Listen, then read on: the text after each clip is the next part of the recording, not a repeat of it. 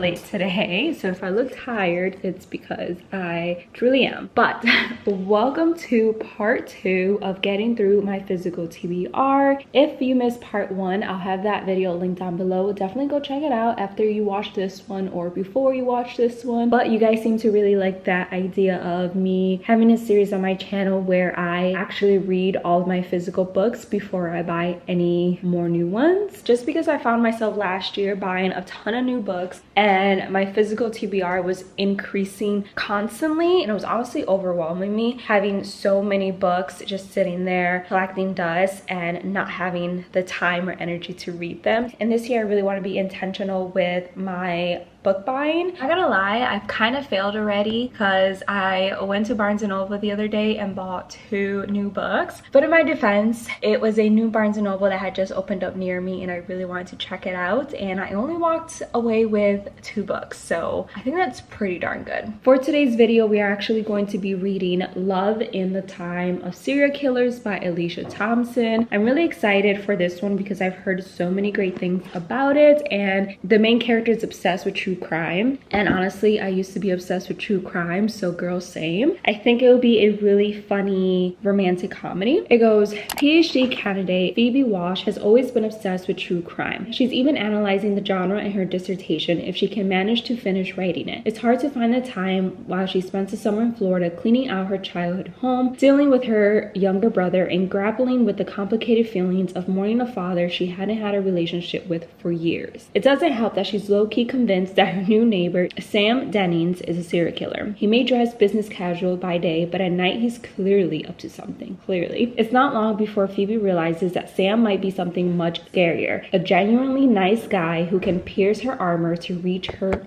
heart. How sweet. I'm gonna start reading this book now and update you guys as I go. I'm excited. Hopefully it's good. Hopefully it lives up to all of the hype. Let me know in the comments below if you have read this book and what were your thoughts on it. I would love to know.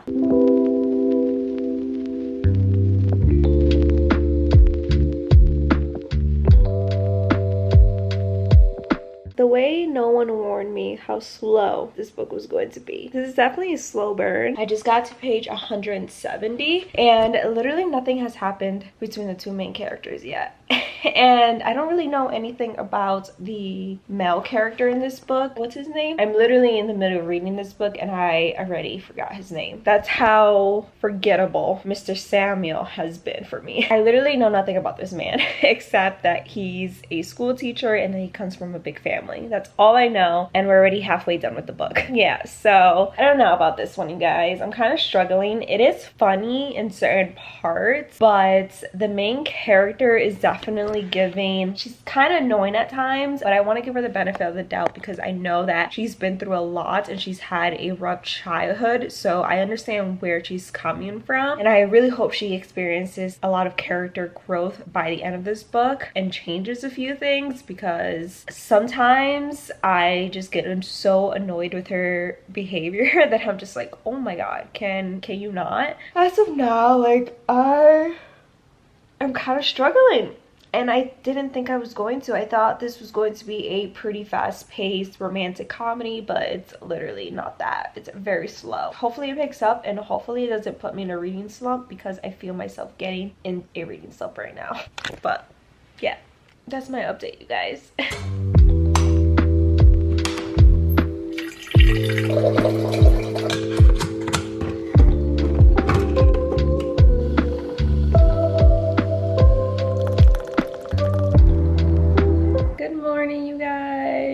Daylight saving thing today is really screwing my whole system up. I just have not known how to function this morning, but either way, I'm still happy about daylight savings because it means we're going to have longer days filled with sun and it's not going to get dark super early, so that's always good. But the first day, I'm always so just out of it. Is anyone else the same way? Like, I am so tired. Today is Sunday, so we are actually going to head over to watch the movie Scream, which I'm super excited about. Fun fact, I'm a huge fan of the Scream movies. I grew up with them. I have watched each Scream movie like a million times. I kid you not, every Halloween I watch them. It's just one of my favorite slasher franchises. I'm kind of upset that Neve Campbell isn't in this one, but I'm still hoping that the writers do her justice and that is still a pretty good movie. So my husband and I are gonna actually go catch a early showing of Scream, which should be fun. And then there is a Barnes & Noble right across from the movie theater, so maybe we'll go to Barnes & Noble, but I really don't want to buy anything. We shall see. But I'm really excited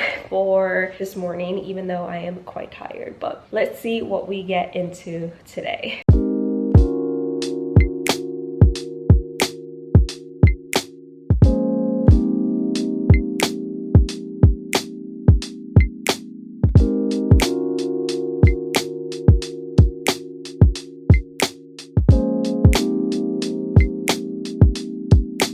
Crown, that's a jam. That's a jam.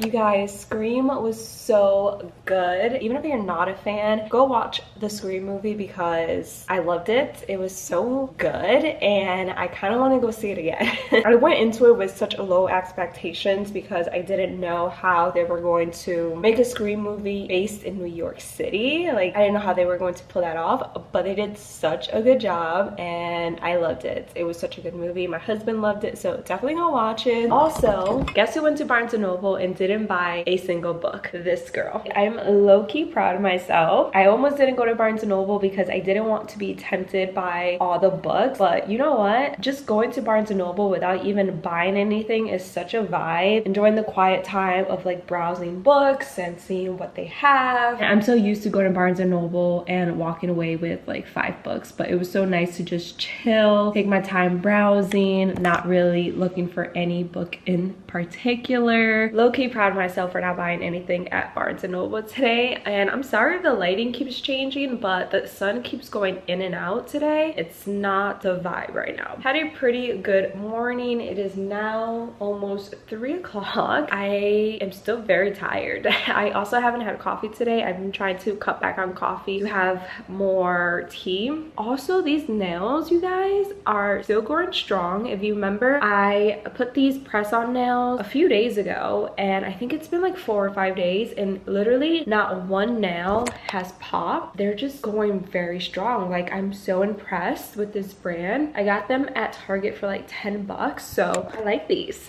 I might buy some more. I haven't been to a nail salon in literally years. Like, I can't remember the last time I've been to a nail salon. Actually, I do remember the last time I went to a nail salon. It was in Boston in Mini Lux before they shut down again because of, you know, in 2020. I just never got my nails done again after that, and I've really been a press-on nail girly. It's tough finding press-on nails that actually last, and these are going very strong. Definitely recommend. I think the brand is called Olive in June. I don't know, don't quote me on that, but I'll see if I can link them down below. Really like them. Anyways, before I get too tired and too comfortable, I think I want to organize my bookshelves because I have not done that since moving into our new apartment. At least one of them, because I have 3 bookshelves and they're kind of scattered throughout the apartment now. So I think I just want to organize at least one today. Not really sure how I want to organize it yet. Like, I don't have a exact vision, but we'll figure it out. This one right here is one of the bookshelves that I want to organize. Ignore my husband's weight. Obviously, I just got to get rid of all this stuff that's on it and then put some books.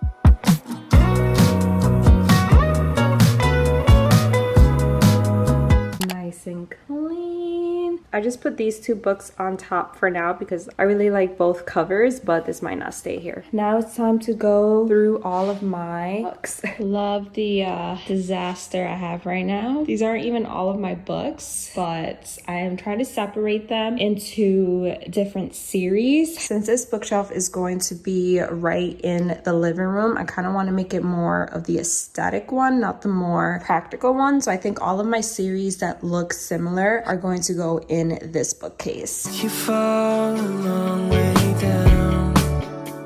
You're the only one this town has found for me. You got something I can't afford to lose. I'm running over under sky blue. All right, you guys, so I just finished this bookshelf and I think it came out pretty nice. Let me just show you guys exactly what's on each shelf in this bookshelf. But on top, I just have some random things. Honestly, I don't even know if these things are going to stay on top, but I just wanted some little decor to, I don't know, make it less plain. But I just have this really cute little vase. This actually was in our guest bathroom upstairs in our last apartment, but I decided to put it here for now. And this is a little marble jewelry box that I need to wipe off makeup from. I think I got this from West Elm years ago and I love it. It's so cute. And then I have these 3 little candle holders, which I believe I got from Amazon. I need to buy some more aesthetic candles. But on the first shelf, I just have this little faux plant. I got it from Target last year. If I can find any of these items, I'll link it down below. And honestly, I was about to get rid of it because I didn't know where to put it. So I'm glad I ended up finding it a home right here. And then I have all of my L. Kennedy books just because I think they look really cute together. And then I have my A Court of Thorns and Roses series. Love that series so much. And then I just have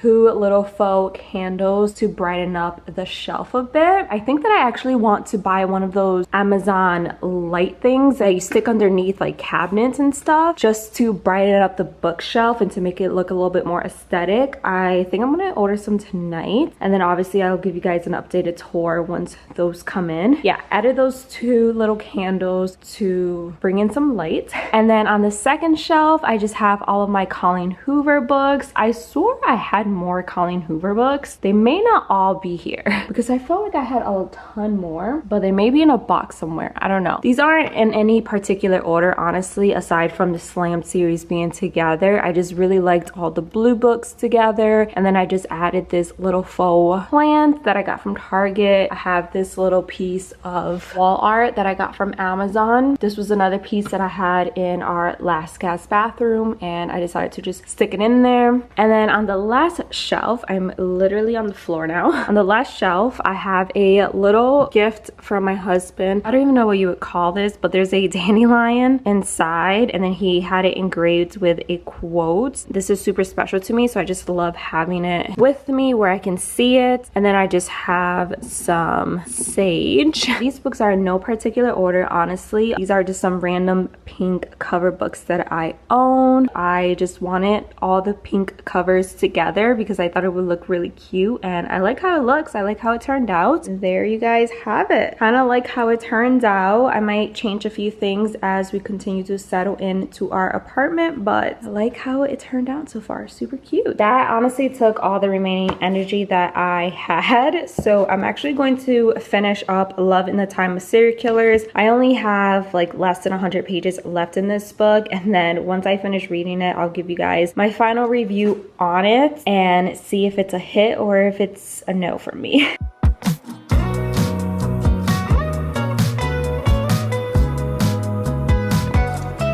I just finished a book and I have to say that it wasn't my favorite, unfortunately. I just could not connect with either of the 2 main characters. I didn't really feel any chemistry between Samuel and Phoebe. Like, I did not get any sparks between them. I didn't find myself rooting for them, mostly because I didn't feel like there was anything at stake for them. The book was mainly reading Phoebe's personal growth, which isn't a bad thing. I was expecting more of a cutesy, I don't know, romantic comedy. I will also say that if you are planning to read this book, to definitely look up up the trigger warnings. The author does warn you at the beginning of the book that there's going to be themes of like grief and abuse, so definitely look up the triggers before you read this book. I had only read the synopsis on the back, so I assumed it was just going to be like a cute little romantic comedy, but it did have some deep moments, and I don't know, again, it just wasn't really my cup of tea, which I'm so surprised. I thought I was going to love it, that I was going to relate to the main character a lot more than I actually did. Overall, I would give it a 2.5 out of 5 stars. Overall, it was just very meh to me, and it was very much a slow burn, which, as you guys know, can definitely be a hit or miss for me. That is the final verdict on this book, and I think I'm going to end off this vlog here because I want to take off my makeup and relax for the rest of the evening, and I really hope you guys enjoyed watching. If you did, don't forget to give it a big thumbs up. Don't forget to subscribe. I would love to have you a part of my channel, and I'll see you guys in the next one.